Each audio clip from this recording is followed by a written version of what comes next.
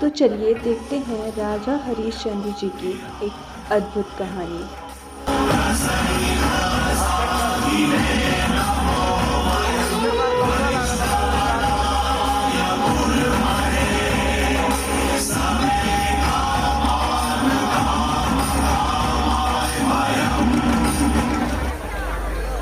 हरिश्चंद्र की जय, महाराज हरिश्चंद्र की जय, महाराज हरिश्चंद्र की जय। आपके माइक नहीं बज रहे हरिश्चंद्र जी। तो बताइए मंत्रीवर, अयोध्या नगरी में सब कुशल मंगल तो है? जी महाराज, ये अयोध्या नगरी आपके जैसा राजा पाकर बहुत प्रसन्न है। मैं तो केवल धर्म के पथ पर चलने का प्रयास करता हूँ और आशा करता हूँ कि मेरी प्रजा भी वैसा ही करे। सभा समाप्त हुई।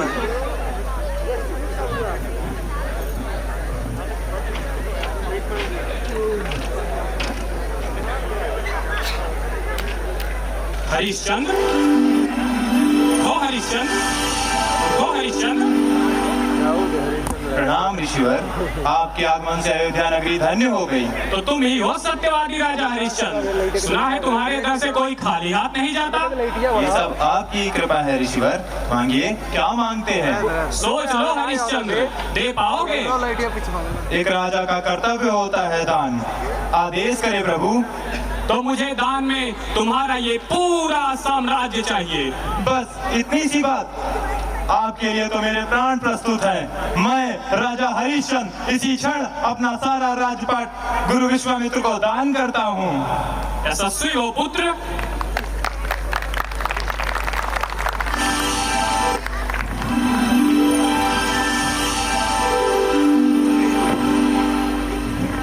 चलिए। तो महाराज हरिश्चंद्र की जय।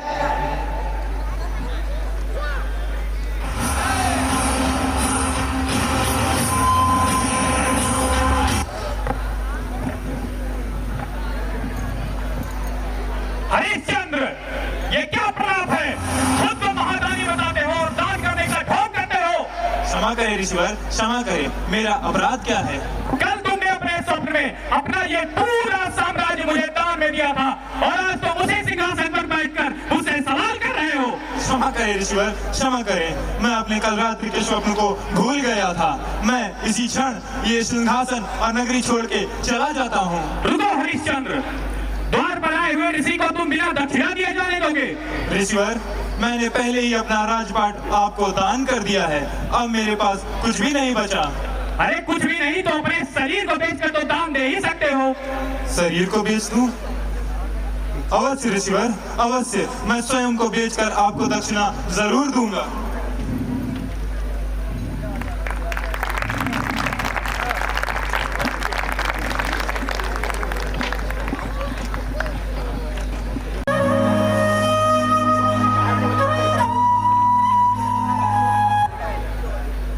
तारा, मैंने अपना सारा राजपाट गुरु विश्वामित्र को दान कर दिया है।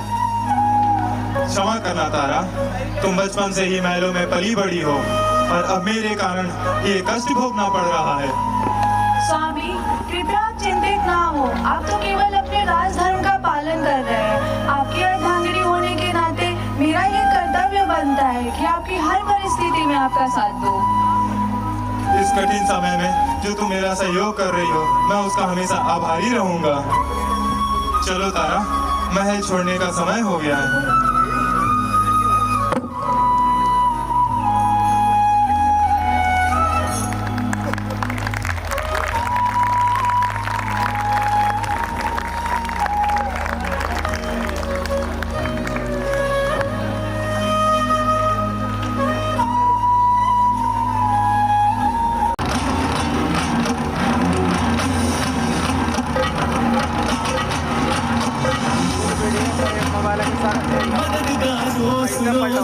खरीदारो सुनो सुनो, मेहरबानो सुनो सुनो, कदरदानो सुनो सुनो, मेहरबानो सुनो, कदरदानो सुनो।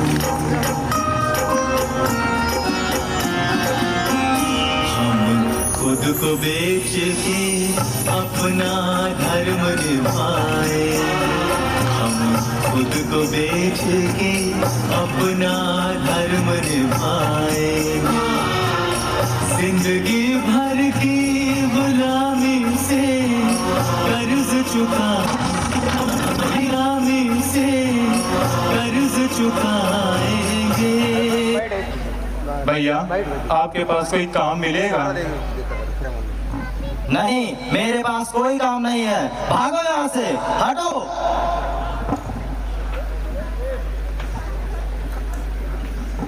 भैया आपके पास कोई काम मिलेगा? नहीं, मेरे पास कोई काम नहीं है तुम्हारे लिए, हटो यहाँ से।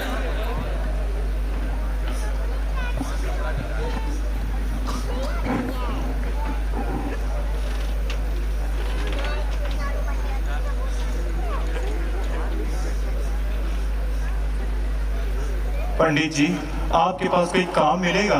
नहीं, मेरे पास कोई काम तो नहीं है, परंतु यदि तुम अपनी पत्नी और पुत्र को मेरा दास बना दो तो मैं तुम्हें 2 भर सोना दे सकता हूँ। दास बना दूं? हे ईश्वर, ये कैसा दिन देखना पड़ रहा है। मैं अपने प्राणों से भी प्यारी पत्नी और पुत्र को बेच दूं? आप तो केवल अपना धर्म निभा रहे हैं। गुरु विश्वामित्र को दक्षिणा देना अधिक आवश्यक है।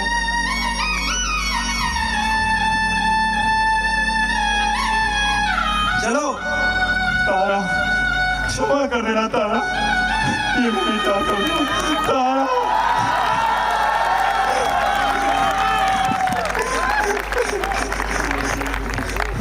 ढाई बार सोने में 2 बार हो गए, आधा और बाकी है।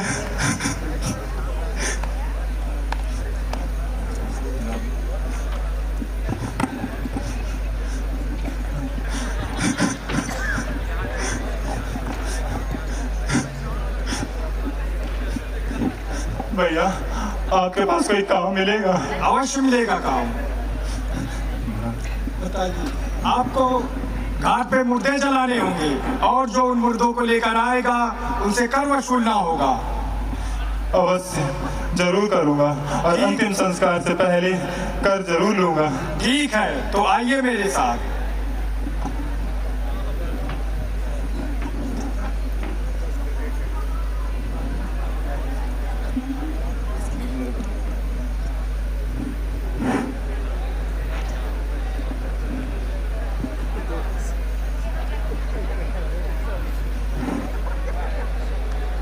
प्रणाम ऋषिवर।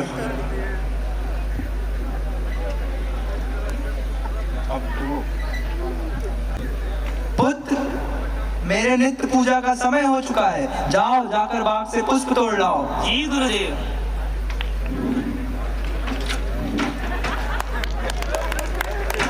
जल्दी जल्दी फूल तोड़ लेता हूँ, फिर आराम से खेलने जाऊंगा।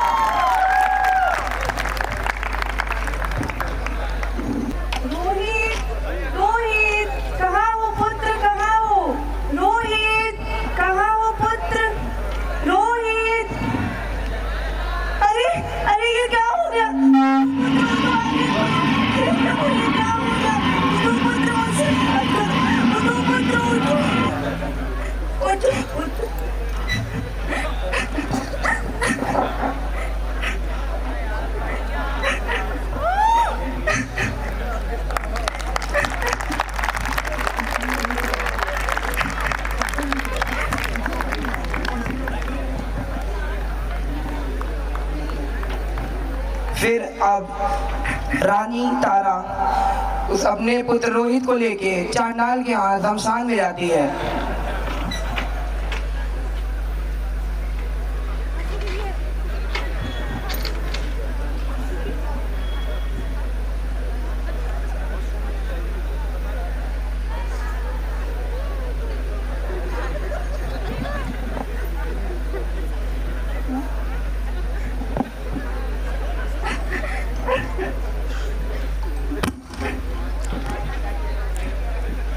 देवी उठिए, अपने पुत्र का अंतिम संस्कार कीजिए।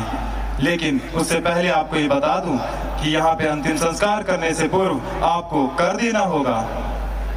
उठिए देवी। स्वामी, आप यहाँ कैसे? देखिए ना स्वामी, हमारे पुत्र को क्या हो गया? ये हमारा रोहित है। हे भगवान, ये क्या हो गया? ये कैसी परीक्षा ले रहे हो प्रभु? मेरा रोहित, मेरे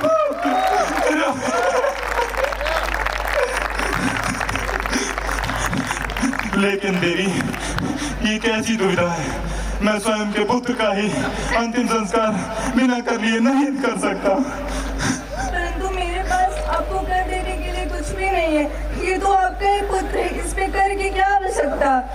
लेकिन देवी, मैंने चंडाल को वचन दिया है कि मैं कोई भी अंतिम संस्कार बिना करके नहीं करूंगा। ये कैसा वचन है जो एक पिता को अपने पुत्र का अंतिम संस्कार करने से रोक रहा है?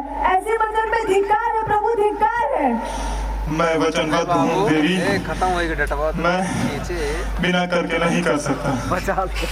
मेरा वचन ही है धर्म। तो लीजिए, निभाइए अपना धर्म। अंत में ऋषिवर आते हैं और राजा हरिश्चंद्र जी को बताते हैं कि शुरुआत से उनकी एक परीक्षा चल रही थी और वो परीक्षा में एकदम सफल रहे और ऋषिवर उनसे प्रसन्न होकर उनका राजपाट उनको वापस लौटा देते हैं और उनका पुत्र दोबारा जीवित हो जाता है। तो ये थी राजा हरिश्चंद्र जी की कहानी। उम्मीद है आप सबके दिल को छू लेगी।